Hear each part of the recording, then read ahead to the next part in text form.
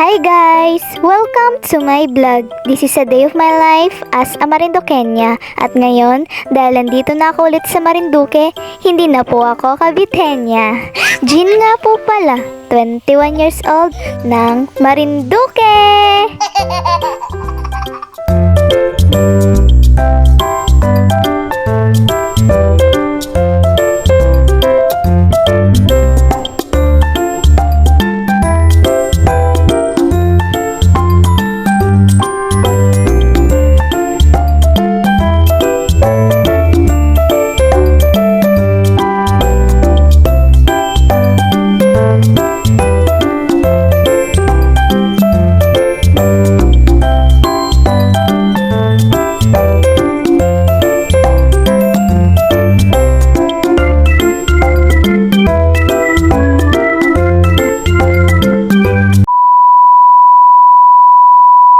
Oh my God, I'm so happy na guys. Sa wakas kakauwi na rin ako. Hindi kong i-ibab na yan. Anong date na? Maga 29 na bukas. Ang babaeng naudot ang uwi. Eto, pag-iitsura. Nagtulog lang ako maghapon. Mula nung 26 ng gabi na pag-uwi ko. Anong hirap sa pakiramdam? May time na naiiyak ako. Nakauwi ba ako? Parang hindi na. January pa yata ako nakauwi. Pero siyempre, hindi kita nawala ng pag-asa. Ay, salamat Lord. And then, lumabas nga ni muna ang person na ito kasi magpapa-cash out po ako.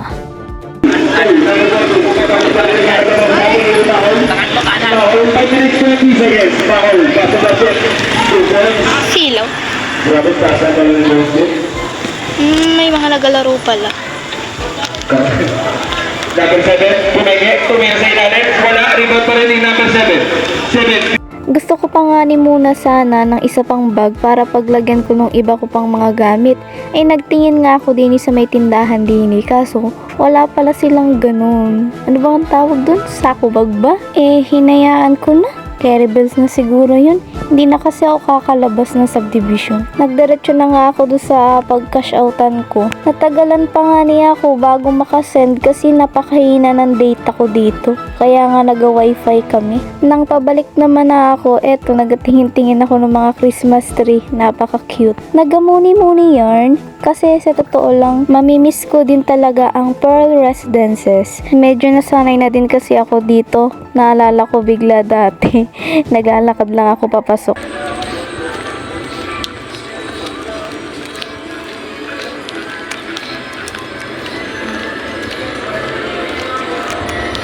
Oh, ang cute. May tunog pa. Tumutunog pa siya. Tapos may nagpa-picture. Babay po, may miss ko ang Ingat po, God bless. Sige, ingat kayo lagi Hindi ko pa nakikita kung maganda. Sige, lagi ko sa motor ko to. Apa.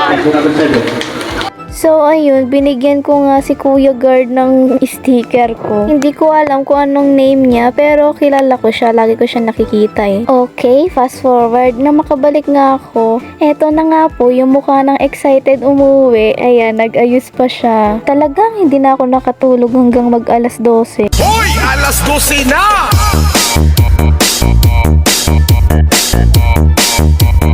Hoy! Alas 12 na!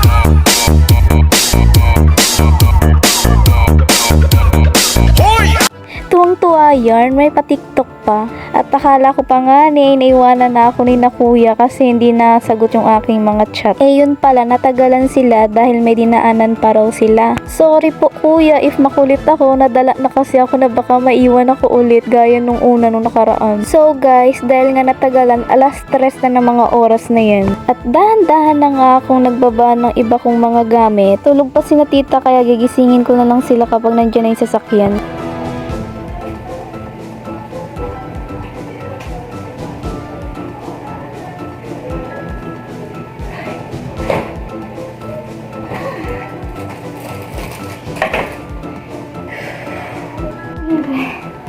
Ang bigat. pagkababa ko ng mga gamit ko, syempre nilinis ko na itong kwarto. Pinalisan ko na yan para malinis na yung sahig.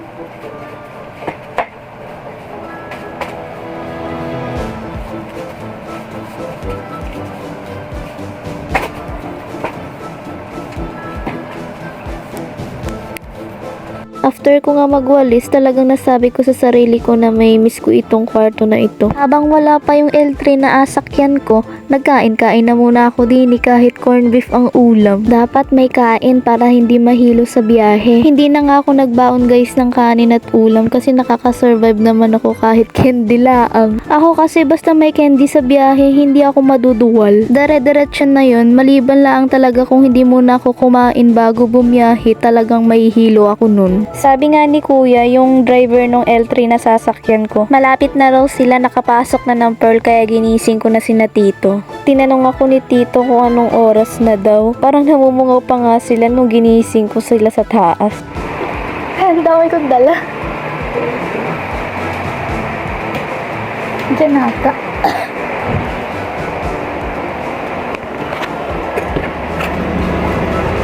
Ayan. Tok pa yun. Ayun, tambo pala, di ko na ibalik.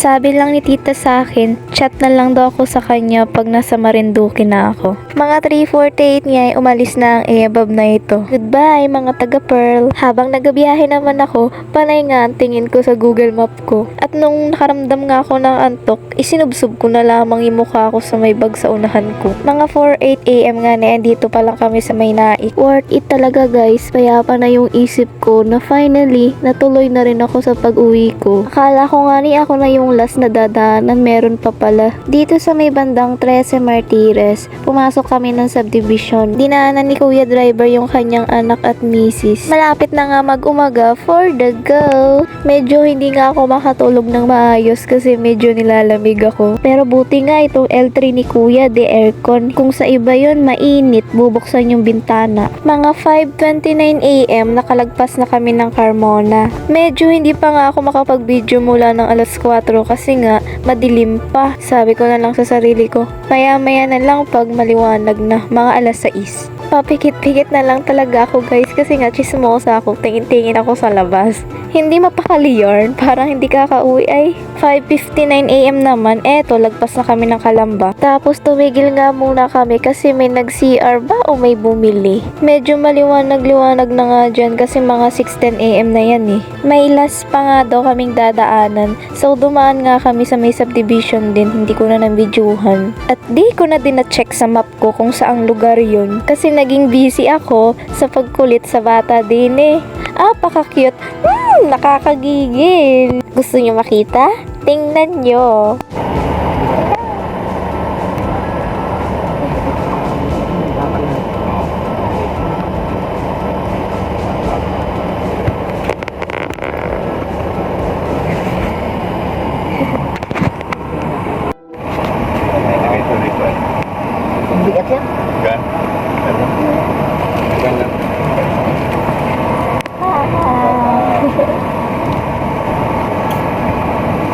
Okay na, it's done. Wala na kaming ibang dadaanan pa, diretso na to. Anong oras kaya kami kakadating sa Dalahican?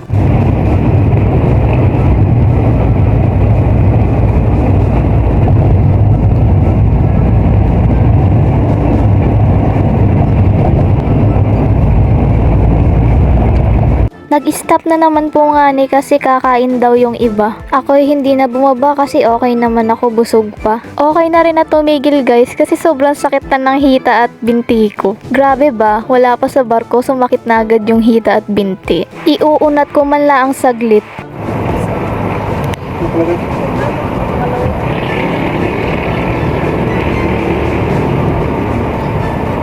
Ayos guys, nabawasan na yung sakit ng aking hita at binti. Ang tagal po nila, eme. So habang iniintay namin yung iba para makompleto na kami ulit dito sa loob ng L3, nabaling ang aking attention sa batang cute na Eren, anak ni Kuya Driver. Nilalaro ang aking teddy bear.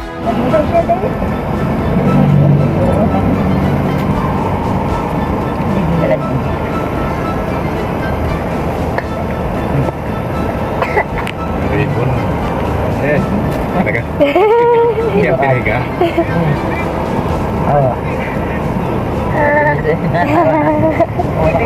Bimax ba yan? Bimax daw yan? Oo. Kating sa'yo. Natawa siya. Oo. Ano yan? Oo.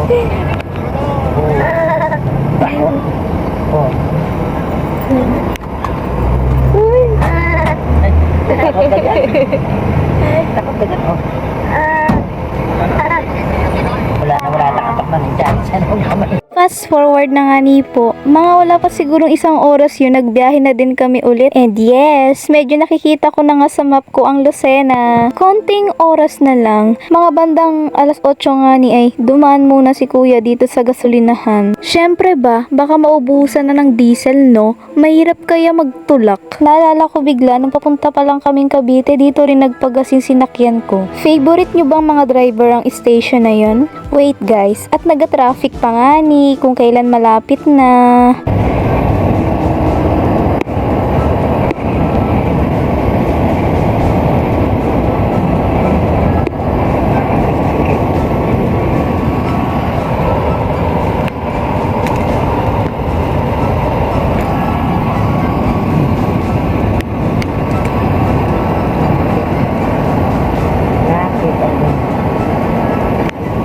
Na malapit na.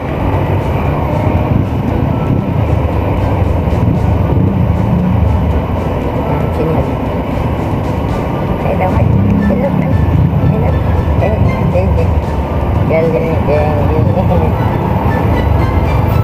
OMG! At malapit na pala kami sa Sariaya. Saktong 9 AM, nasa bagong Lucena na kami.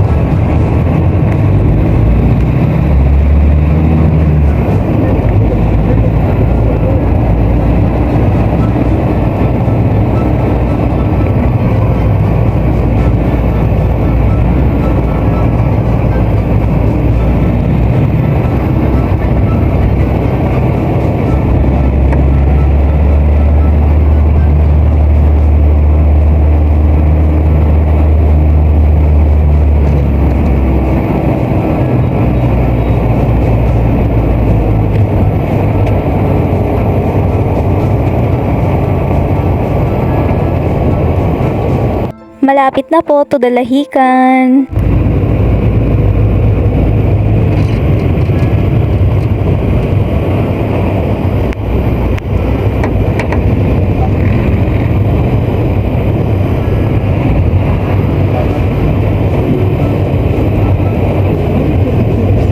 So far, nakaka-excite. Makita ko lang talaga yung kulay blue. Nako, alam ko nang malapit sa port yun. At eto na nga.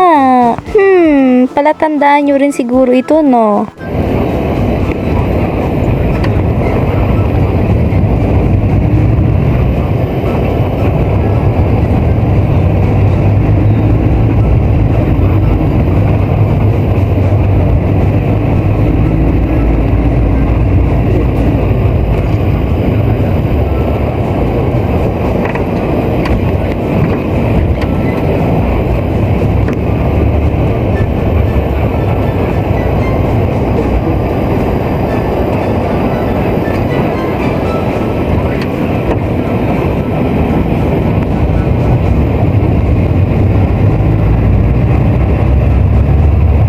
Hanep guys, abang pa naman ako ng abang ng dagat. Yun nga ni pala ay nasa kabilang side. Ay bunak nga ni, wala ito.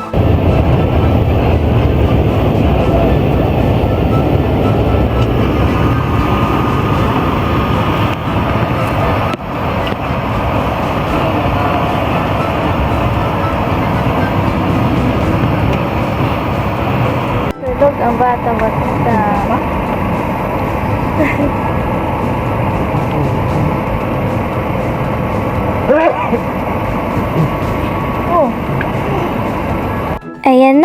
Kanina ko pa hinihintay. Uwing-uwi na yarn. Kung may sarili lang akong yate, kanina pa ako nakauwi. Ay, nangarap. So, 9:30 nga ni po, and dito na kami sa port ng Lucena. Sabi ko pa sa sarili ko, sana makasakay kami agad ng barko. At tama naman, kaya lang ang gusto sana nila is Star Horse, kaso alas 12 pa raw ang alis, kaya nag-Montenegro na lamang kami. Okay na rin yun, no? Kaysa maghintay pa ng napakatagal.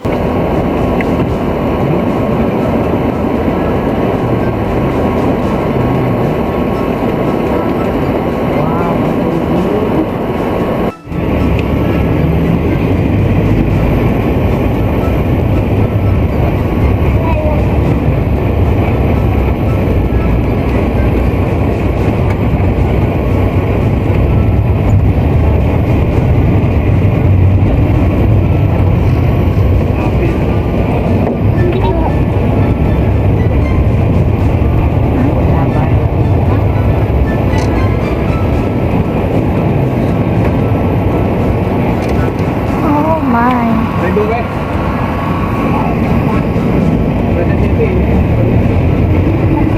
Haba doon. Ano kayang lugar yun?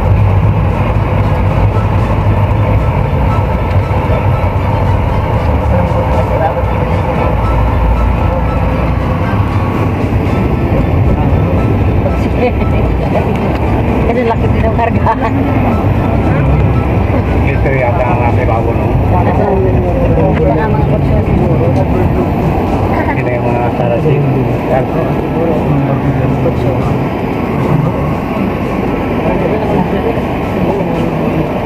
Tiyak, tarunok ng nasi bago, no? Ang mamaya para sa kotse. Yan.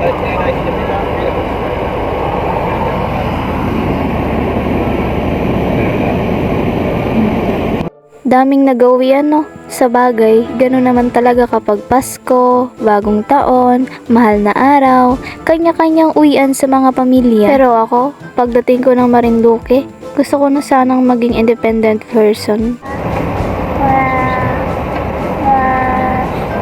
Bagal. Naghirap pagka-araw sa sana biyahe. Biyak mo. Imahe ng araw ito ay.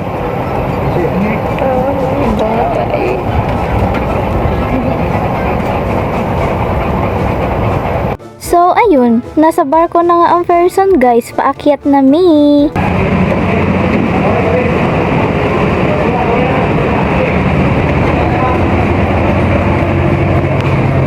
Tama.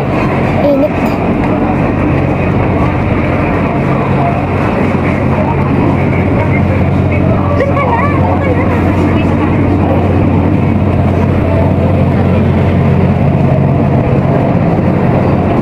O, dahan.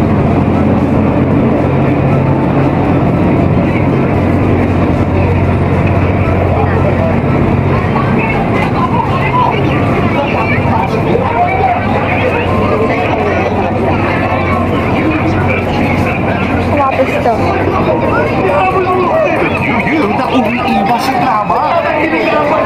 Gusto ko sa huling-huli.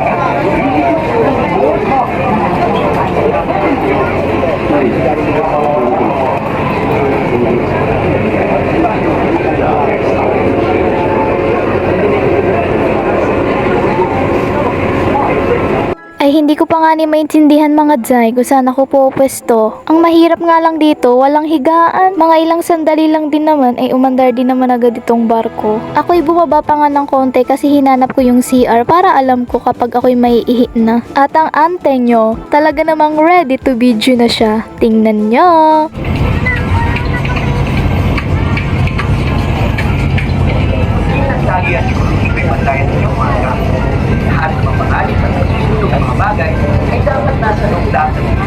Hi, goodbye na po sa pagiging Caviteña. Back to my real province na po. Marinduqueña na ulit ako. Alain nyo yun, parang kailan lang. May 22 po nung pumunta ako ng Cavite. Tapos December 29 pauwi na ulit.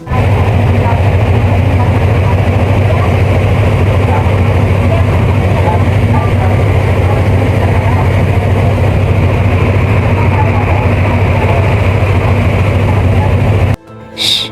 kayo maingay dyan at inaantok ang person na ito. Yan kasi excited much umuwi. Well, hindi rin naman kasi dahil doon, kundi dahil para may maiblog ako. Huy, memories yan no? Hindi pwedeng hindi ibablog yan. Kaloka, hindi rin naman ako makatulog guys kasi napapatungo yung aking ulo.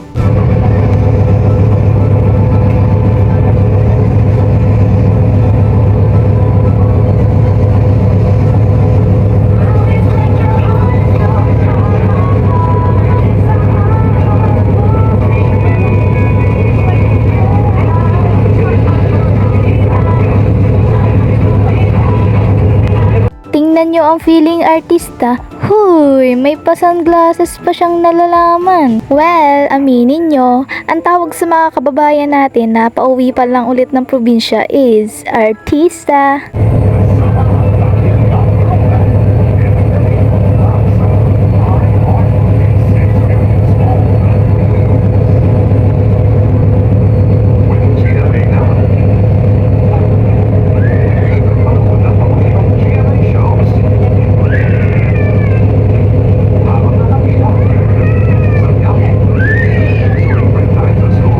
Bibili nga sana ako ng inumin kaya lang, ang mahal naman. Bumili na lang ako ng cheese curls. Tapos bumaba na lang ako, pupunta na lang ako ng L3 at iinom ako ng tubig. Tapos nakita ko naman yung bata batuta na cute na yun ay. Ay, pati ka na, sleep. Ha?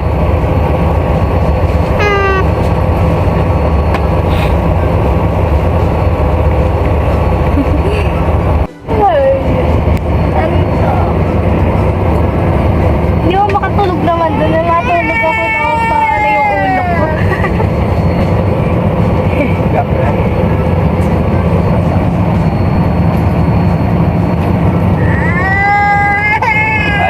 Nagaiyak na.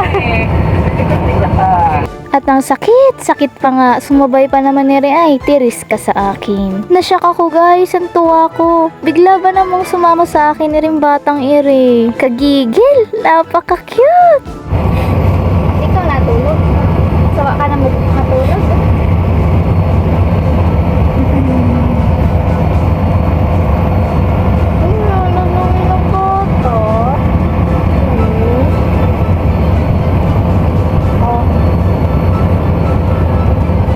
Kasi anak mo. Gusto mo ba? Tawa. Gil! Oh, magasalamin ka. Paano yung salamin?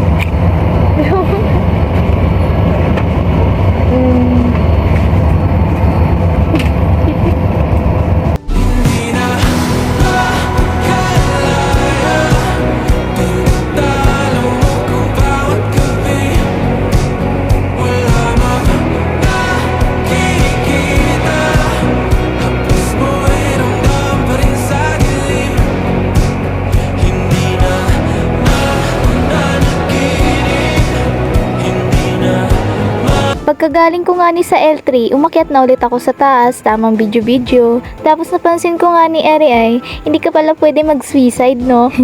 Eme lang po. Ano ako, si Rose? Tapos may mag-feeling Jack na pipigil sa akin? Huwag na, oy. Saka bad yan, no? By the way, tanaw ko na ang Marinduque.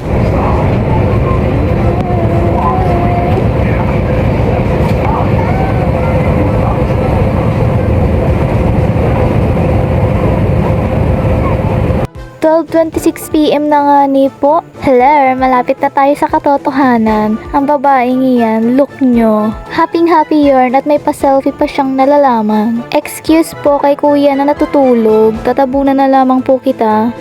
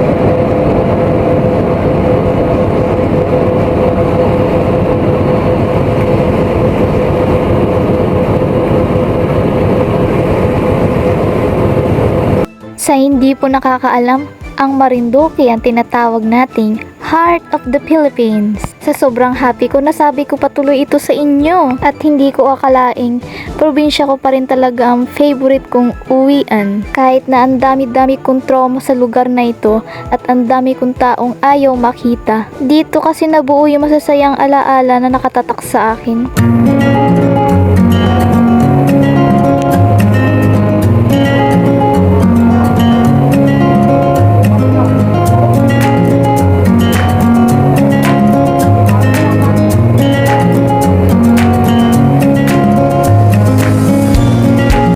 May masasalubong pa nga ni tayong isa pang barko. Sa mga taong nakasakay dito, ingat po kayo sa pupuntahan ninyo. Nawa ay maging masaya kayo sa lugar na inyong patutunguhan. Ako po kasi hindi man ako naging masaya sa pinanggalingan ko.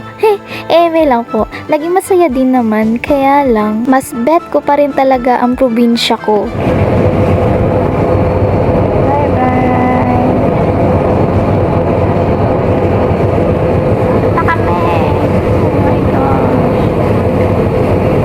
Heto na guys, nalalanghap ko na siya.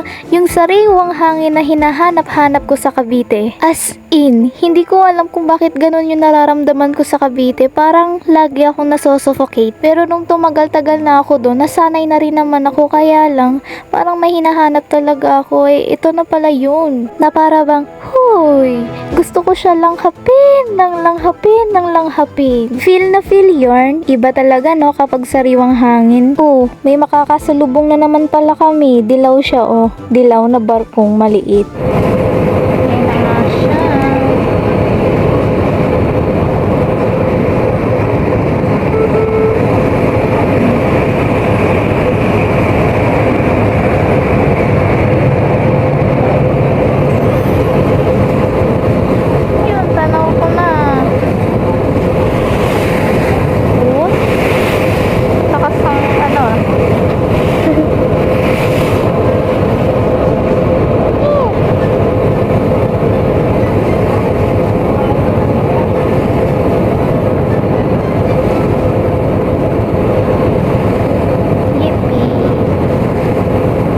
Tanaw ka ng tanaw dyan, ante girl. Ulit-ulit yarn. Sorry po ha, kung makulit ako. Ganyan lang talaga ako nung time na yan. Talagang napaka-excited ko.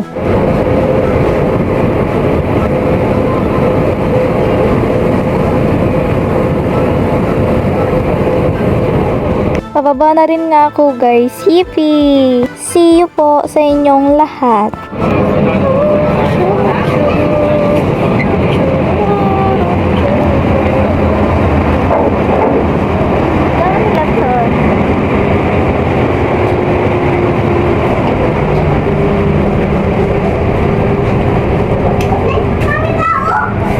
Daming tao. Excuse you. Sana sila?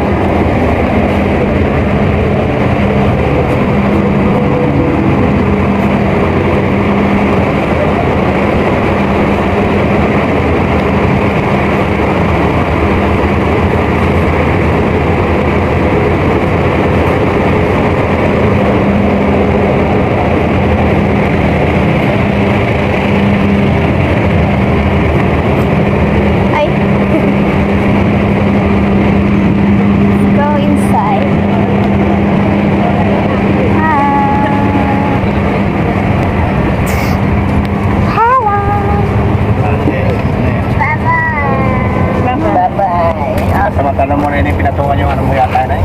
Ano rin lang inaayos ko. Ayos at may masakay na dalawa hanggang doon sa amin. Dalawang lalaki. Aray ko, yung paa. Ano gamit dito? Sandali lang ha. Ano nga nito eh? Akin.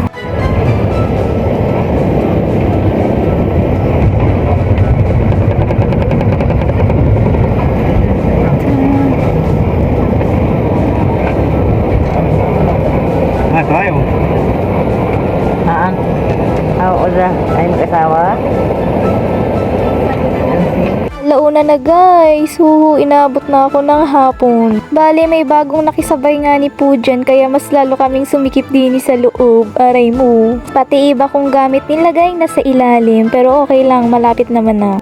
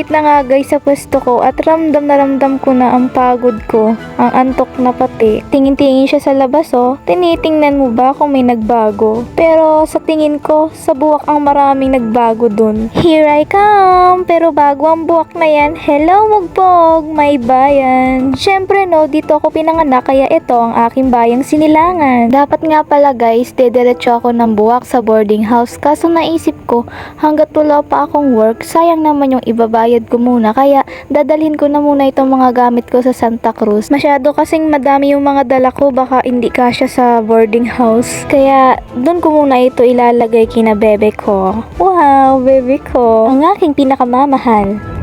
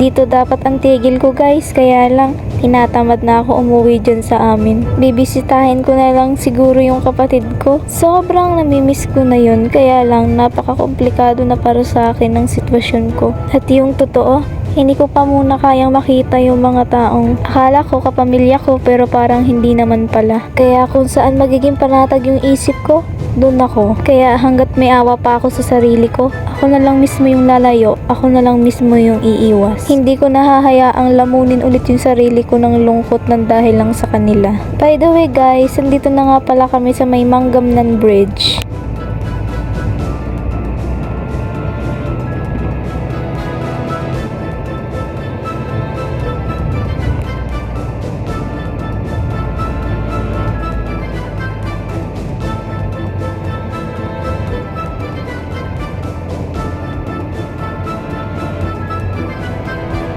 Next is, on the way na nga ni po sa bayan ng Santa Cruz, sa bayan ni na baby ko. Alas 2 na nga guys. I think mag-aalas 3 na ako kakadating kasi may dadaanan para may ihahatid.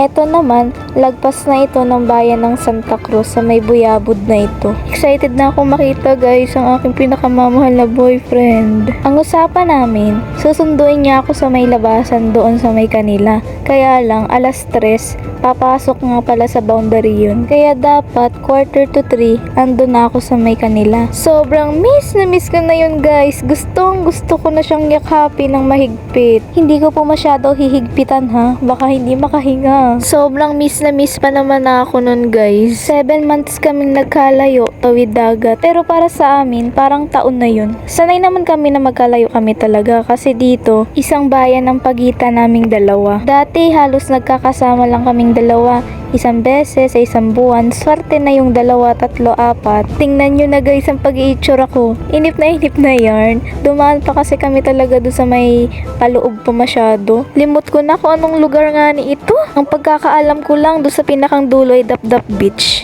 Yun siguro yun kung hindi ako nagkakamali. Yan nga pala yung unang bumaba tapos may isa pa nga ni daw doon sa dulo. Hindi ko na siya nabidyuhan. Naku guys, inabot na rin ako ng alas 3 kaya yung kapatid na lang ni bebe ko ang nag-intay sa akin sa labasan. Ano? Ano nga? Yan ah. Yan o. Dito ka tumingin. Yung cellphone o. Ayun si Keng o. Cellphone o. Sino yun? Sino yun? Oh. Sino yan o? Ikaw?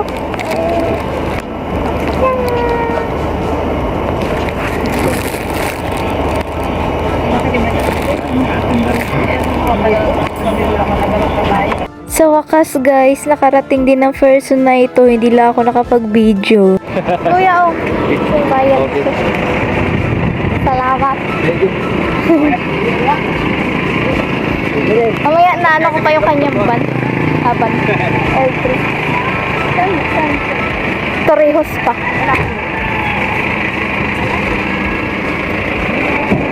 Mamaya, utay-utayin natin. Super sakit ng puwet ko na guys. Kauupo. Ay, buhay. Ang bigit pa naman. Diba ni Kuya? Patrick! Buka ko nga yata.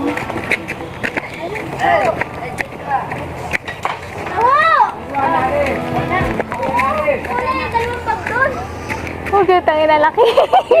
Ha? Huwag yung tangin na laki.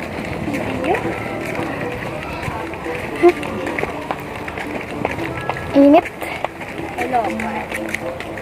This is their house nga ni po pala. At talaga namang, huy, bumibigay na po ang aking tuhod guys. Nanlalambot na. Yay! Finally, nakauwi na din ang person na ito. Wow! Feeling ka dyan. Bahay mo? Bahay mo? Pasensya na nga ni po pala kung magiging magulo yung pagbibidyo ko dyan. Ikaw, bahala.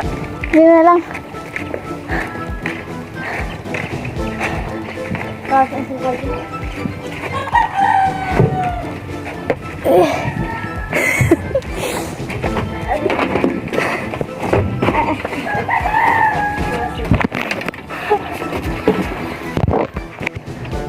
Aray ko. Panas. Panas. Dugyot ah. Sino ako pumasok?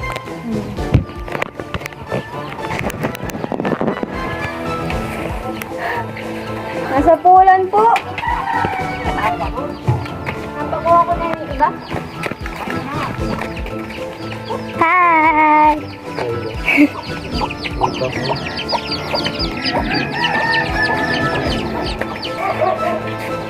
Hello po. Kaya nga. Kaya nga. Wow.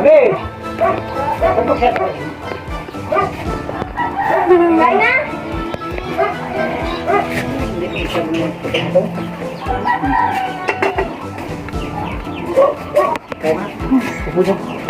Wawa naman si Tauay. Ay, Esther Joshua pala. Ang bigat nun. Ang dami niya.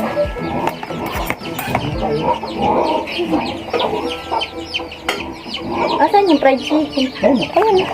Isa pa. Ay, sige. Isa Ay, pa. chicharon. Ang kapano mo, kapano. Kain ka na? Ang future biyanan ko po na mahal ako, inasikaso ako agad pagdating ko, pinakain na ako agad. Thank you so much po, love ko kayo. And also, thank you din po sa mga nanonood ng vlog ko dyan. Sana hindi po kayo magsawa manood na mahahaba kong vlog. Hayaan nyo po, this 2026, pag-aaralan ko mag-vlog ng maiksi lamang. Thank you so much po sa mga sumusuporta sa akin dyan. Hanggang dito na lang nga ni po muna ang na-edit kong vlog. Sa uulitin, thank you po sa panonood. Bye-bye!